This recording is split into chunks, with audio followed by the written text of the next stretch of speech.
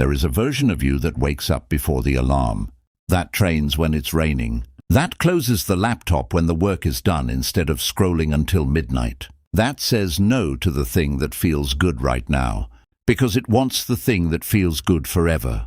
That version of you is not a fantasy. He was described in exact detail, almost 2,000 years ago, by a man who ruled the most powerful empire on Earth and still struggled every single morning to get out of bed. His name was Marcus Aurelius, and in the next half hour, you're going to learn exactly how he did it, not the sanitized, poster-quote version of Stoicism, but the raw, private, sometimes desperate war he waged against his own weakness, written in a journal he never meant for anyone to read. By the end of this video, you will have a working system for building the kind of discipline that doesn't rely on motivation, that doesn't collapse the moment life gets hard, and that actually holds up when no one is watching. So stay until the end, because the third practice in this video is the one almost nobody talks about, and it is the one that changes everything. Welcome to Wisdom of the Stoics, ancient wisdom for the modern mind. Every week, we take the writings of the great Stoic philosophers, Marcus Aurelius, Seneca, Epictetus, and we translate them into something you can actually use today in your actual life. Not abstract philosophy for a classroom, practical tools for the war you're fighting right now, whatever that war is. If that sounds like something you need, hit subscribe before you go any further, because we release new material every week. And the next one might be the video that changes your life. Now let's get into it. Here is something most people don't know about Marcus Aurelius. He was not naturally disciplined. He was not born with an iron will. He was, by his own admission, someone who battled fatigue, irritation, lust, laziness, and the constant temptation to just stay in bed. We know this because of a book called Meditations, which he wrote for no one but himself. It was never meant to be published. It was a private journal, written mostly at night or in the grey hours before dawn, where the most powerful man in the Roman world talked to himself the way you might talk to yourself at 2 a.m. when you can't sleep and every failure you've ever had comes knocking. In it, he doesn't sound like an emperor. He sounds like a man arguing with his own weakness. And that is exactly why his words still work 18 centuries later. He wasn't writing from a mountaintop of perfect self-mastery. He was writing from the trenches, the same trenches you're standing in right now when you set your alarm for 5 a.m. and then hit snooze 4 times anyway. Let me tell you about someone I'll call Marco. Marco is not a historical figure. He's a composite of 1,000 people who have written to this channel over the past year, and honestly, he might be you. Marco is 34 years old. He has a job he doesn't hate, a body he's not proud of, and a list of things he's been meaning to start. The gym, the side business, the book he wants to write for about 6 years now. Every Sunday night, Marco makes a plan. Every Monday morning, the plan survives for maybe 2 hours before his phone, his fatigue or his own mind talks him out of it. Marco isn't lazy. Marco isn't weak. Marco is human, and what Marco doesn't know yet is that the exact same battle was fought, and partially won, by a Roman emperor who had every excuse in the world to indulge himself and chose, again and again, not to. So let's open the actual text. Book 5 of Meditations begins with one of the most famous passages Marcus Aurelius ever wrote, and it's not really about philosophy at all. It's about getting out of bed. He writes to himself at dawn, when you have trouble getting out of bed, tell yourself, I have to go to work as a human being. What do I have to complain about? If I'm going to do what I was born for, the things I was brought into the world to do, or is this what I was created for? To huddle under the blankets and stay warm? But it's nicer here, so you were born to feel nice, instead of doing things and experiencing them. Read those words again, slowly, because they were written by a man lying in a Roman bed almost 2,000 years ago, having the exact same internal argument you had this morning. It's nicer here, but you were not born to feel nice. You were born to act. That single reframe, from comfort as the goal to action as the purpose, is the seed of everything we're about to build. Here's why this matters more than almost anything else you'll hear about discipline. Most people think discipline is a resource, like a battery that drains throughout the day.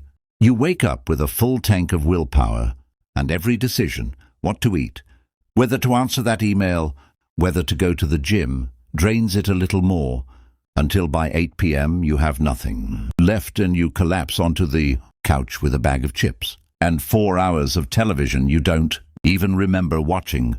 This is called ego depletion, and for a while, psychologists believed it explained everything about why discipline fails. But Marcus Aurelius understood something that modern psychology took 2,000 years to partially rediscover. Discipline isn't primarily about willpower. It's about identity and judgment. It's not, do I have enough energy to resist this? It's, who do I understand myself to be? And what do I actually believe about this situation? Marcus didn't win the battle of the morning by gritting his teeth harder than you do. He won it by changing the question. Not, do I want to get up? But what was I made for? This is the first pillar we need to install. And I want you to really sit with it, because it will restructure everything else in this video. Marcus repeatedly reminds himself that human beings, uniquely among living things, are made for purposeful action, for reason, for contribution, not for pleasure-seeking, not for comfort. Bees are made to make honey, he says elsewhere. Look at the way spiders react to flies they've caught, or hunting dogs to hares, or ants when they discover a piece of food. Each thing does what it's designed to do, without complaint, without negotiation, without a Sunday night crisis of motivation.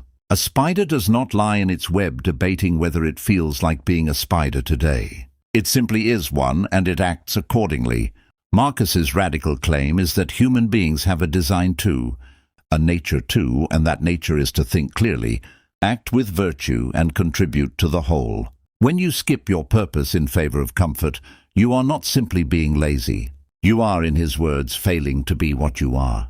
Now let's talk about why this reframe is so powerful practically, not just poetically. When Marco, our composite friend, tries to get to the gym using willpower alone, he's essentially negotiating with his own resistance every single day. Do I feel like it? Am I tired? Is today the day I finally start? That negotiation is exhausting, and negotiations that happen daily are negotiations you will eventually lose. Because resistance only has to win once to break the chain. And once the chain is broken, it's twice as hard to pick back up. But when Marco reframes the question the way Marcus Aurelius did, this is not a mood. I'm managing, this is simply what I do. This is who I am. The daily negotiation disappears. You don't ask a fish whether it feels like swimming today. Discipline built on identity doesn't need motivation, because it was never asking permission from your feelings in the first place. I want to give you a real emotional gut check here, because I think this is where the philosophy actually starts to bite.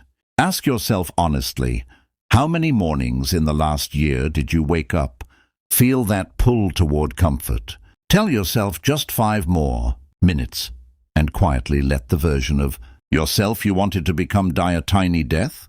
Not dramatically, not with fireworks.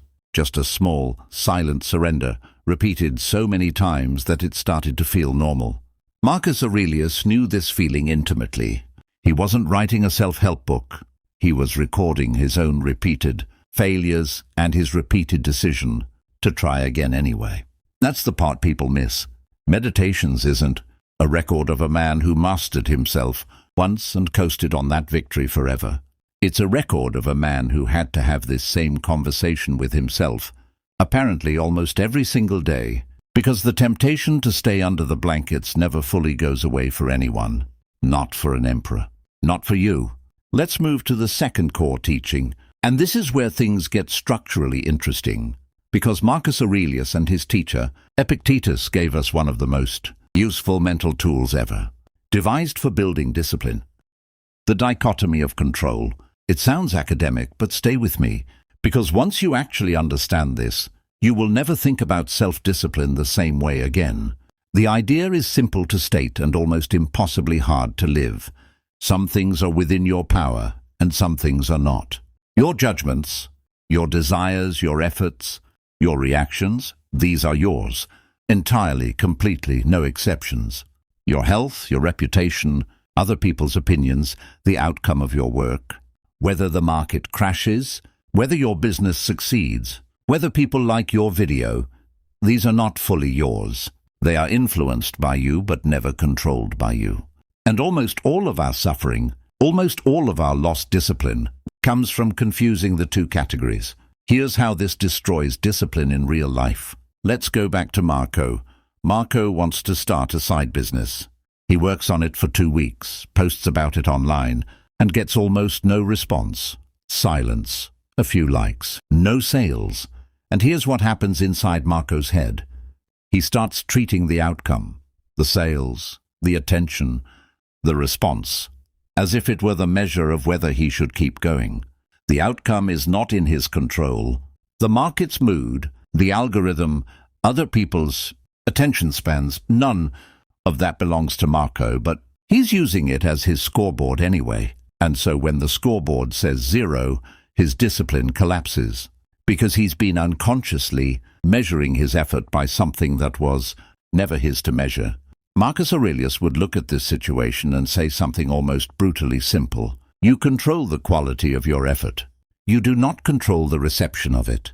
Do the first thing perfectly and let go of the second thing entirely. Not because outcomes don't matter, but because gripping something you cannot control is exactly what breaks discipline, because it introduces despair into a place where only effort was ever required. Let me tell you about Elena. Elena, another composite drawn from stories this community has shared, spent 3 years in a job that was slowly hollowing her out. She wanted to leave. She had a plan: save money, build a portfolio, apply quietly on the side. And for a while she followed it.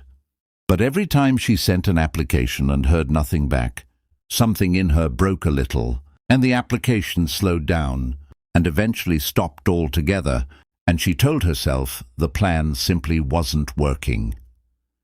Here's the thing. Her plan of applying was working exactly as intended. What broke her wasn't the plan.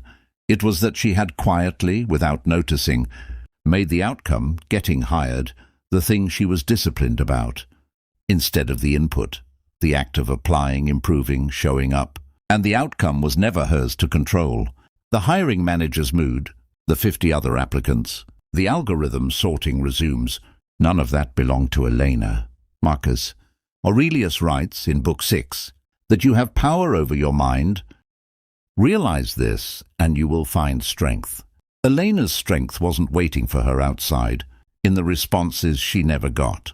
It was sitting the whole time inside the one thing she actually controlled.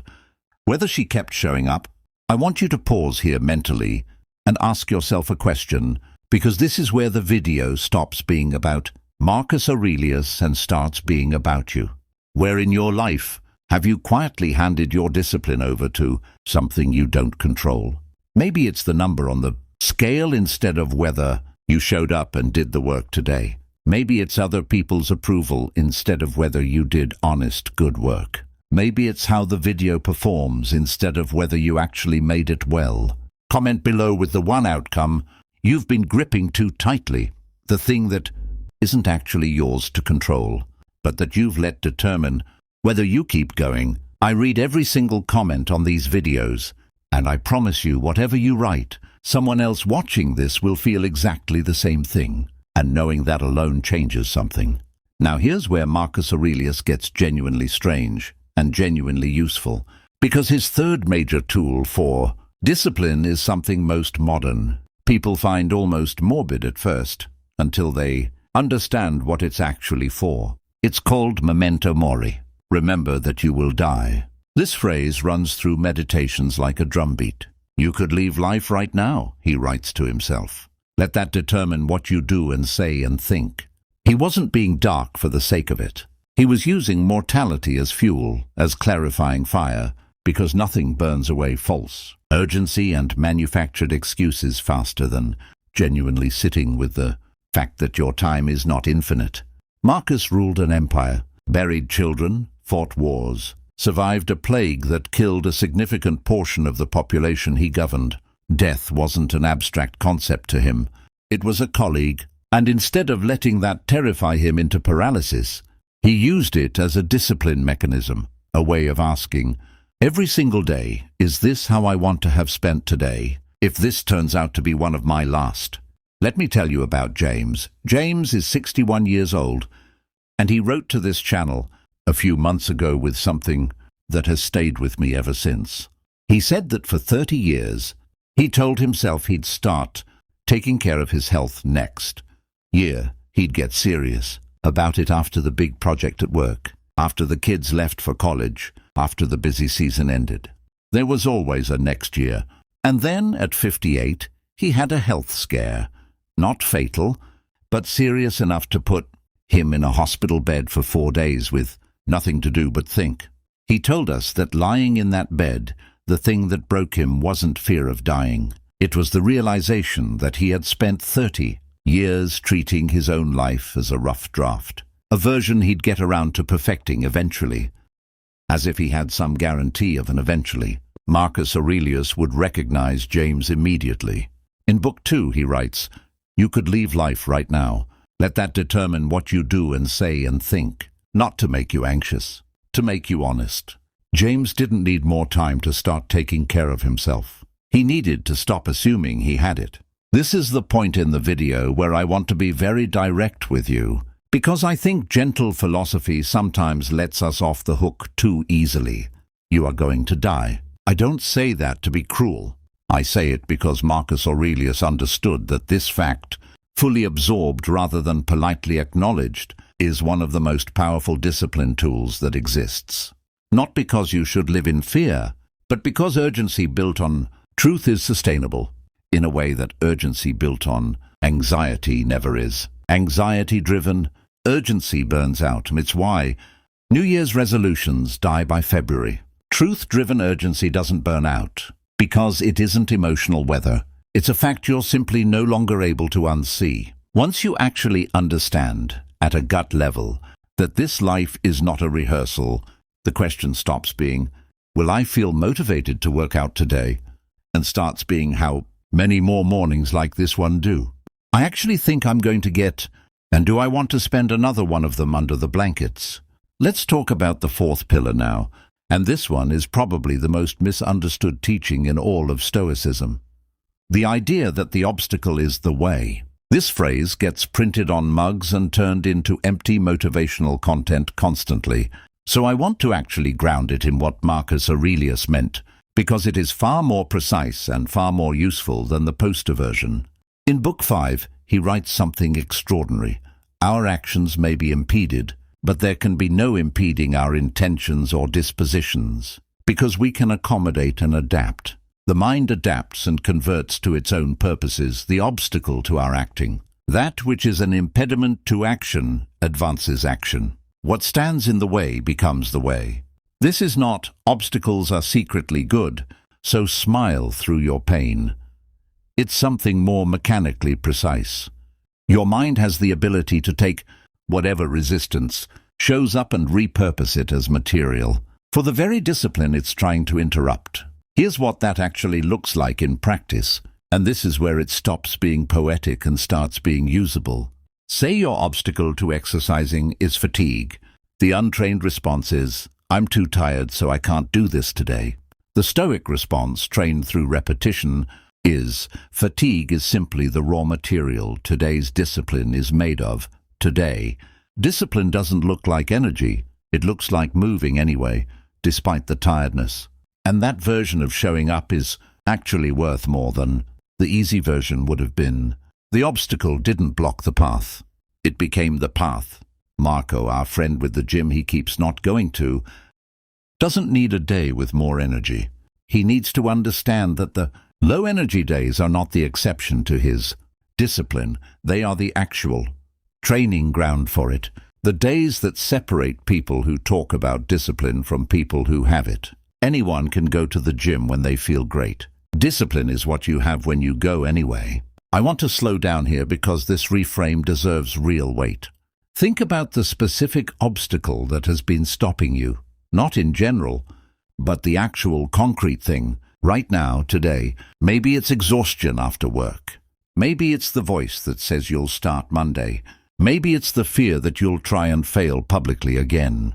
Marcus Aurelius would tell you that this exact obstacle, the one you've been treating as proof that today isn't the day, is actually the material your discipline is supposed to be built from. A blacksmith doesn't complain that the metal is hard. The hardness is the whole reason the fire and the hammer exist. Your resistance is not evidence that you should stop. It is the raw ore. And what you build out of it depends entirely on whether you pick up the hammer or walk away from the forge. Now let's bring these four pillars together, because so far we've talked about purpose, control, mortality, and obstacles somewhat separately, and I want to show you how Marcus Aurelius actually wove them into a single, daily practice, because understanding Stoic philosophy intellectually and living it are two very different things, and the gap between them is exactly where most people's discipline dies. This is the part I promised you at the beginning of the video, the practice almost nobody talks about. So if you've made it this far, this is for you specifically. Meditations wasn't written as a philosophy textbook. It was written as a nightly and morning practice, a structured act of self-examination that Marcus performed with almost military regularity. In the morning, before the day began, he would remind himself of his purpose, using something close to the passage we read earlier. Today I will meet with people who are meddling, ungrateful, arrogant, dishonest, jealous, and surly. But I have seen the nature of good, and it is beautiful, and the nature of evil, and it is ugly, and I understand that the wrongdoer's nature is akin to my own. He was not naively optimistic. He was preparing himself deliberately for the actual friction of the actual day ahead, so that when it arrived, it wouldn't catch him off guard and drain his discipline through sheer surprise. This is the Stoic practice, called premeditatio malorum, the premeditation of difficulties, not pessimism, preparation. And then, crucially, at night, he would review the day. Not to punish himself, but to examine, honestly and specifically, where did I act with virtue today, and where did I fail? Seneca, another great Stoic, describes this practice explicitly in his own writing. A nightly accounting where he would ask himself, what bad habit have I cured today? What fault have I checked? In what respect am I better? This is the missing third practice, the one that almost nobody actually implements, because it requires something most people avoid at all costs. Looking directly at your own failures without flinching and without spiraling into shame. Most people, when they fail at their discipline, do one of two things. They either ignore it completely and pretend tomorrow will magically be different, or they collapse into self-punishment, which feels like accountability, but is actually just another way of avoiding the specific, boring, practical question of what exactly went wrong and what you're going to do differently tomorrow. Marcus Aurelius's nightly review was neither of these things. It was closer to how a good coach reviews game film, unemotional, specific, focused entirely on the next action rather than on how bad the last one felt.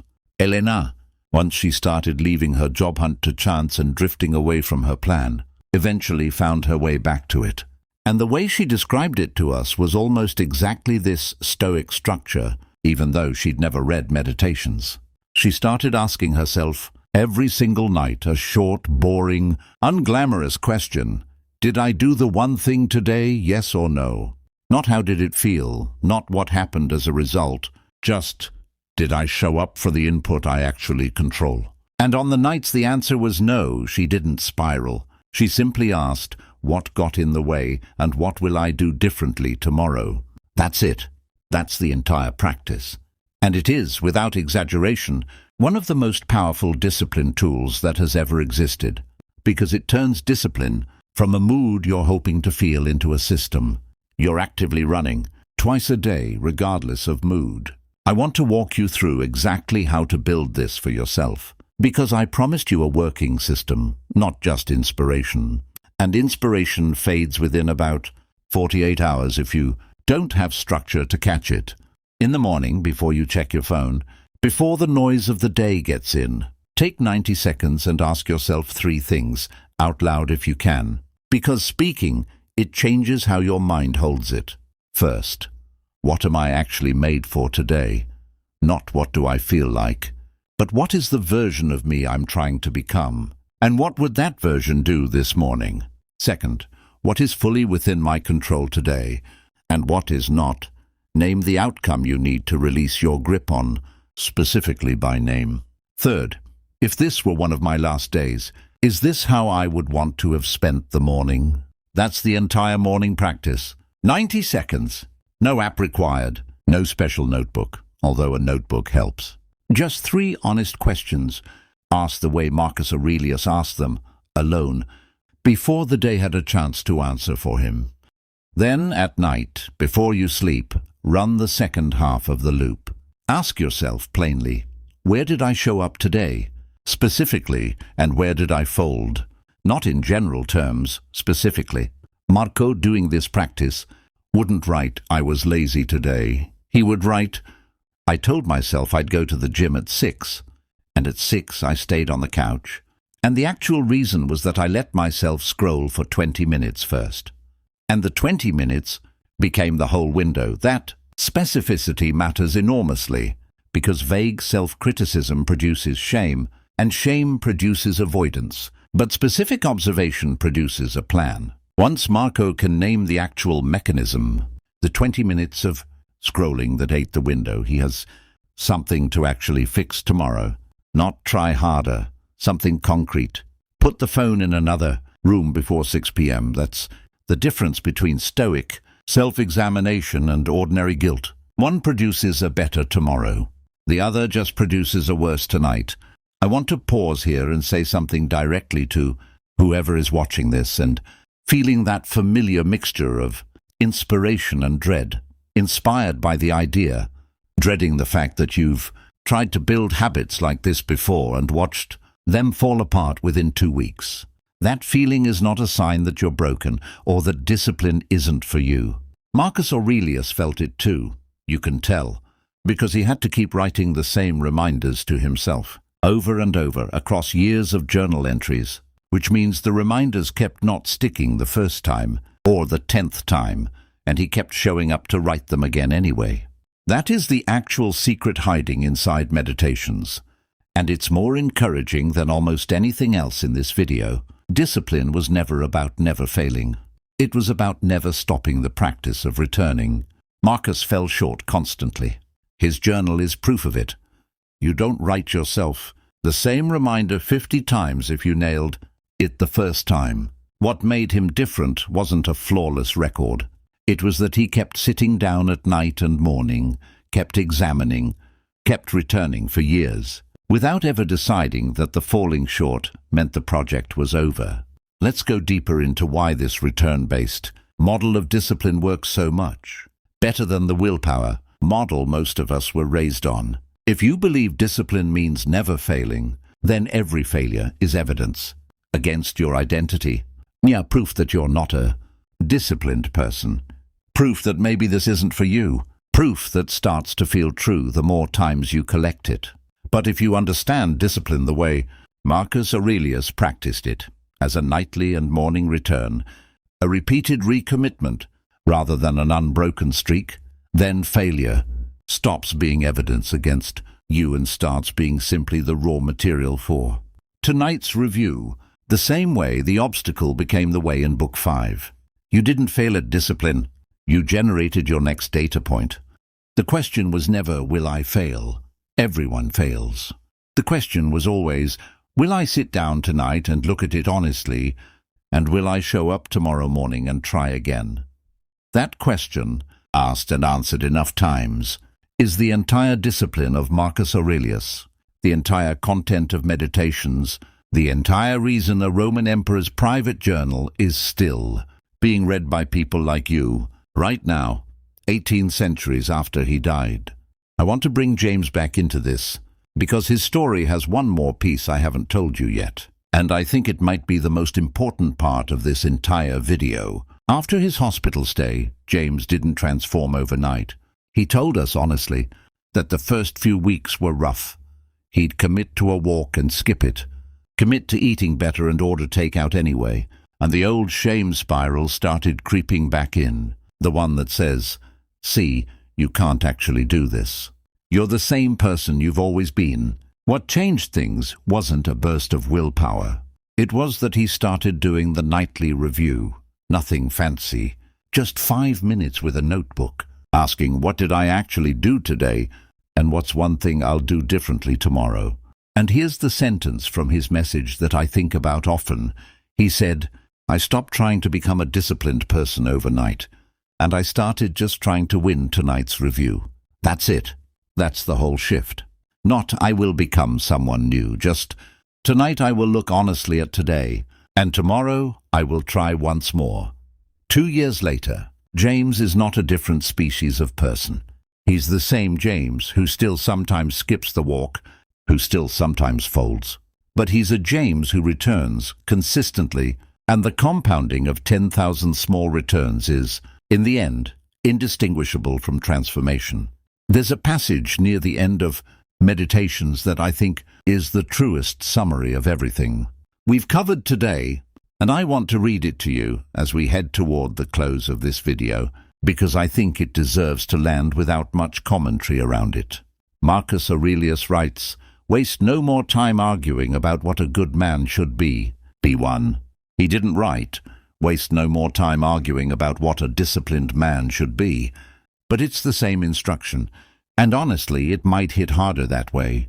Waste no more time arguing about what a disciplined person should be. Be one, not perfectly, not without failure, not without the mornings where the blankets win and the nights where the couch wins and the whole plan seems to have quietly died again.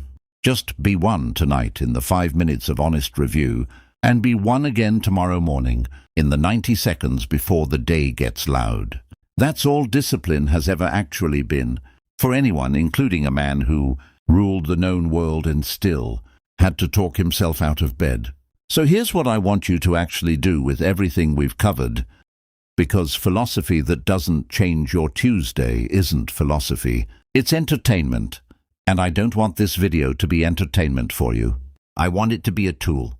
Tonight, before you sleep, take 5 minutes, set a timer if you need to, and ask yourself the 2 questions we walked through. Where did I show up today? Specifically, and where did I fold? And what is the one honest reason why? Not judgment, just observation, the way Marcus Aurelius observed himself. And tomorrow morning, before your phone, before the noise, ask the 3 morning questions. What am I made for today? What is actually within my control? And how would I spend this morning if I understood fully that I don't get infinite mornings? Do that for 7 days.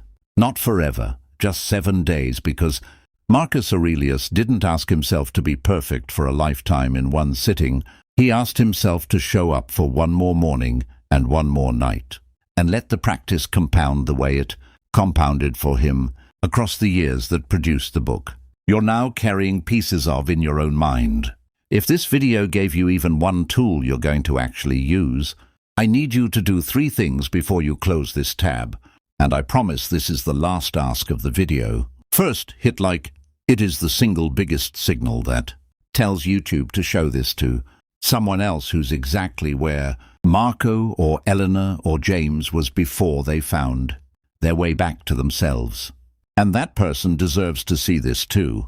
Second, drop a comment with the one line from this video that hit you the hardest. I read every comment, and I want to know which pillar you're taking with you. Purpose, control, mortality, or the obstacle. Third, if you haven't already, subscribe, because we build a new piece of this system every single week. And the next video might be the exact tool you need for the specific wall you're about to hit. Marcus Aurelius didn't have a community around him doing this work. He wrote alone, at night, by lamplight, with no idea anyone would ever read his words. You don't have to do this alone. Subscribe, come back next week, and let's keep building this together. 1 honest night and 1 deliberate morning at a time. You were not born to feel nice. You were born to act. Marcus Aurelius told himself that on a cold morning, alone in a bed he didn't want to leave. Almost 2,000 years ago. Tell yourself the same thing tomorrow morning, and then actually get up.